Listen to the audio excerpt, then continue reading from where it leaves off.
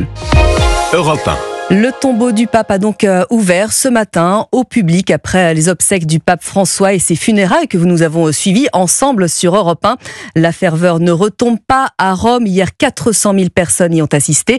Et tôt ce matin, les premiers pèlerins sont venus s'incliner sur le tombeau dans l'église Sainte-Marie-Majeure. On les écoute. J'étais un des premiers à aller sur la tombe du pape et donc c'est quand même une grande émotion et en tout cas on voit le recueillement de tous ces pèlerins et ça fait plaisir que c'est une occasion d'unité pour toute notre église catholique. Émotion, gratidão, émotion. J'ai vu sa tombe et c'est très très émouvant. Il y a un parcours, c'est très bien organisé, c'est-à-dire qu'il demande aux gens d'être en file indienne et on a un pas assez lent et on a le temps de quand même pouvoir se recueillir 2-3 secondes et après de continuer son chemin et les gens sont dans le recueillement donc c'est bienveillant. Je viens d'Espagne et je me sens vraiment reconnaissante et bénie d'avoir l'opportunité de partager ce moment. Et ce qui m'a marqué, c'est la simplicité de la tombe, à l'image de l'humilité qu'il a toujours eue durant sa vie. Et propos recueillis par Frédéric Michel, l'un des envoyés spéciaux d'Europe 1 à Rome, la ville éternelle, toujours donc imprégnée du pape François. Et pour en parler avec moi, Martin Dumont, donc historien spécialiste du catholicisme en France. Bonjour. Bonjour. Et le frère Thierry Hubert, producteur de l'émission Le Jour du Seigneur sur France 2. Bonjour. Bonjour. Je vais commencer avec vous, tiens, frère Hubert. Qu'est-ce que vous retenez de la cérémonie d'hier ? Je retiens de la cérémonie d'hier une gravité néanmoins joyeuse, faite d'un élan populaire. Donc on parle de 400 000 personnes, avec une qualité de silence et de recueillement qui montrait combien ce pape avait été le pape des gens ordinaires et des petites gens. Et que si on a pu se plaire ici ou là de montrer qu'il était clivant, qu'il pouvait avoir des positions qui menaçaient l'unité de l'Église, il n'empêche que ce qu'il a donné de sa personne a été reçu par le peuple de Rome comme le peuple, disons, les peuples du monde entier, et qu'on a là une forte personnalité qui a fédéré l'unité des peuples. Et c'est vrai qu'on a vu des images, Martin Dumont, notamment, je pense à tous ces cardinaux, ces évêques entourant un cercueil extrêmement modeste. Elle était à l'image du pape François, cette cérémonie hier, pas de faste outre mesure, même si évidemment on est très loin des enterrements classiques. Oui, c'était lui qui avait souhaité que ces obsèques soient de cette manière-là. Ça avait déjà été réformé en fait par Paul VI, qui avait souhaité que, parce que c'était télévisé, la simplicité apparaisse. Voilà. Ça, le faste risquait d'apparaître en complet décalage avec ce que les personnes ordinaires vivaient. François avait souhaité encore réformer, rendre ça plus simple, mais il n'empêche qu'on était vraiment dans le cadre d'obsèques catholiques, obsèques chrétiennes. L'encensement du corps, enfin du cercueil, était vraiment bien en vue.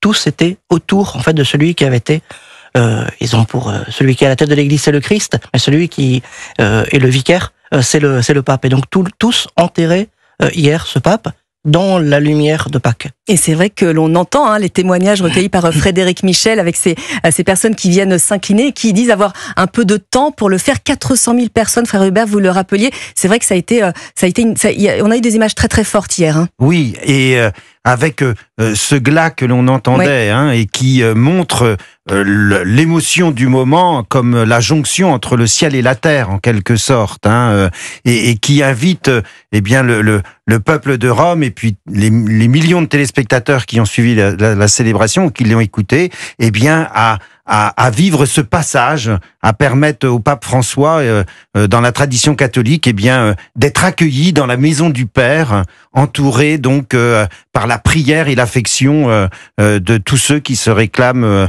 de la suite du Christ. Alors ça reste un moment historique, 400 000 personnes sur place. Il va y avoir encore des célébrations. Le deuil n'est pas terminé. C'est début mai que les 135 cardinaux entreront en conclave pour élire un nouveau pape. On va en reparler avec vous dans un instant.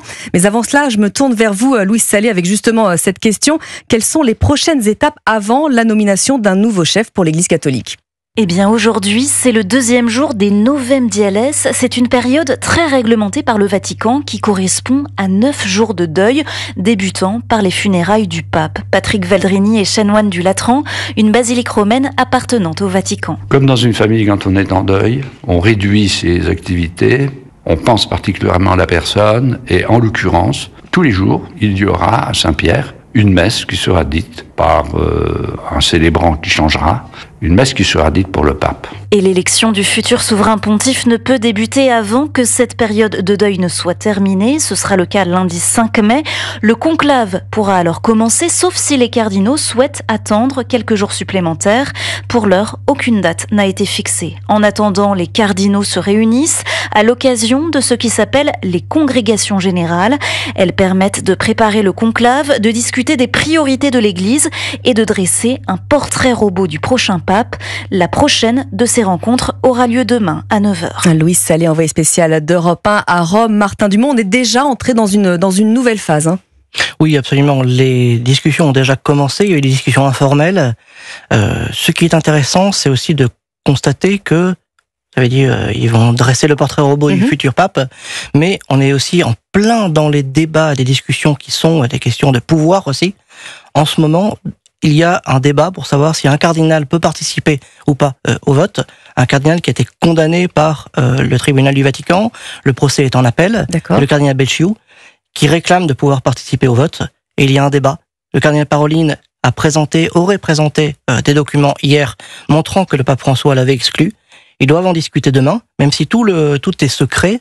On sent qu'il y a effectivement des luttes de pouvoir, des luttes d'influence au Vatican en ce moment. Mais on est déjà dans une autre phase que l'unité autour de l'enterrement hier. Comme quoi les choses vont très vite, y compris au Vatican. Alors il faut évoquer également le testament du pape. François était un pape proche des gens, avec un cœur ouvert à tous. Le cardinal Giovanni Battista Re, voilà ce qu'il a déclaré hier dans son homélie. Il défendait une maison pour tous. Frère Hubert, est-ce que c'est déjà un message aux cardinaux justement qui vont se réunir ? Oui, on sent que on avait aussi le cardinal Parolin ce matin pour le jubilé des jeunes qui parle que l'héritage du pape François doit devenir une vie vécue.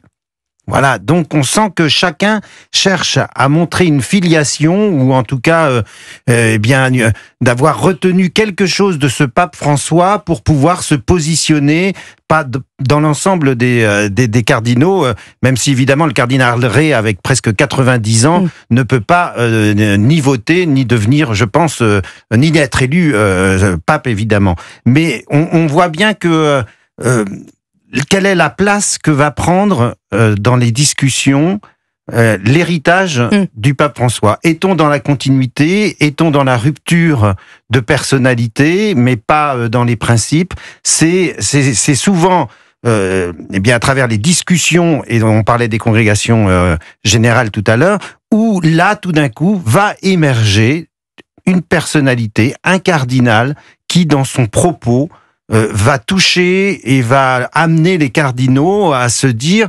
celui-là, il pourrait en faire partie, ou il pourrait être dépapabilé, ou il pourrait même être pape. Est-ce que vous avez la même lecture, Martin Dumont, sur cette manière dont on est en train d'agir en ce moment au Vatican, sur l'éventuel message de continuité ? Oui, c'est extrêmement juste. C'est effectivement lors des congrégations générales que des personnalités peuvent émerger.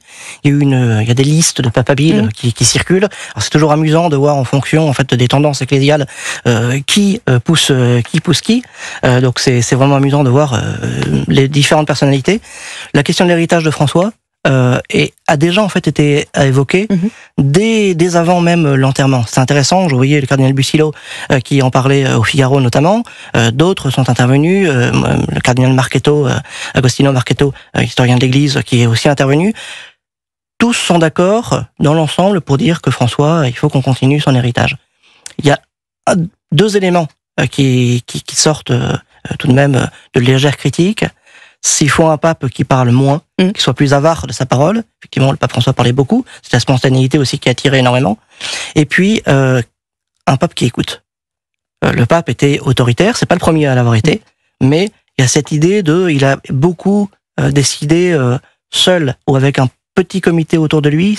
Il avait des très proches collaborateurs qui n'étaient pas forcément dans la curie, même qui étaient plutôt en dehors de la curie, et donc il y a cette idée non pas d'apaisement, mais en tout cas de réussir à trouver une personnalité qui pourra unir tout le monde, tous, dans l'héritage du pape François, mais avec davantage d'écoute quant au mode de gouvernement. Alors je vous propose d'écouter ce que souhaitent justement les catholiques qui sont réunis à Rome en ce moment, puis je vous ferai réagir juste après.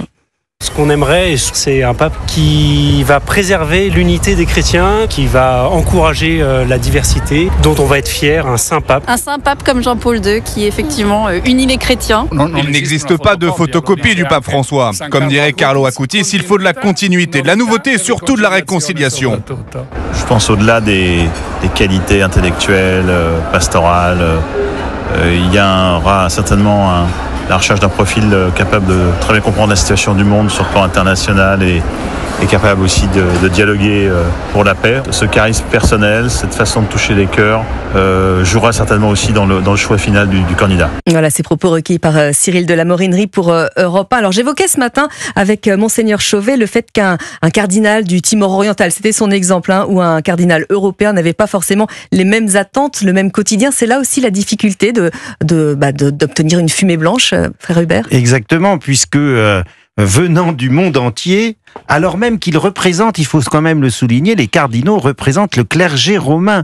Ils ont tous, et on parle d'ailleurs de cardinaux évêques, de cardinaux prêtres ou de cardinaux diacres, c'est-à-dire qu'ils ont tous une fonction, même fictive, mais on leur donne une fonction à Rome, dans une des églises de Rome, de manière à ce que ce soit le clergé romain qui élit son évêque.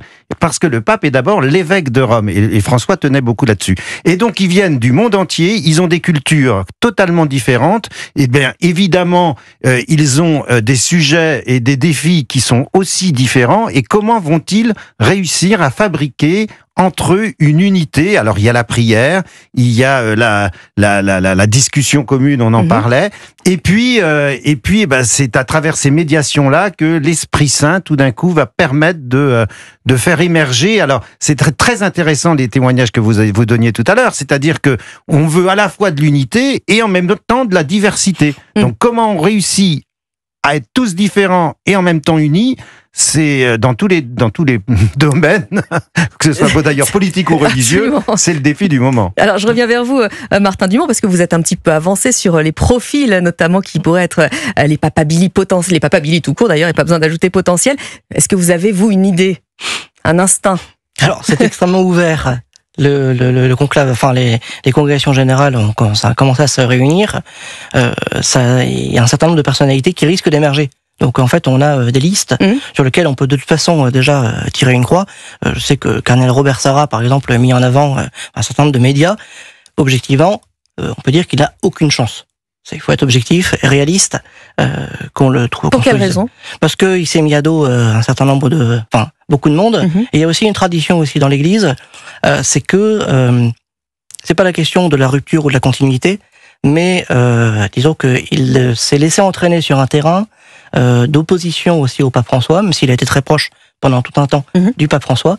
Il s'est laissé enfermer dans une figure, dans un personnage qui ne sera pas, même si les catholiques acceptent les papes quels qu'ils soient, même s'ils ne sont pas forcément qui leur plaisent ou qui leur plaisent pas, mais ils acceptent. Mais simplement, le cardinal Sarah s'est laissé enfermer dans une figure, dans une caractéristique particulière qui n'a aucune chance. Il faut obtenir 2/3 des voix.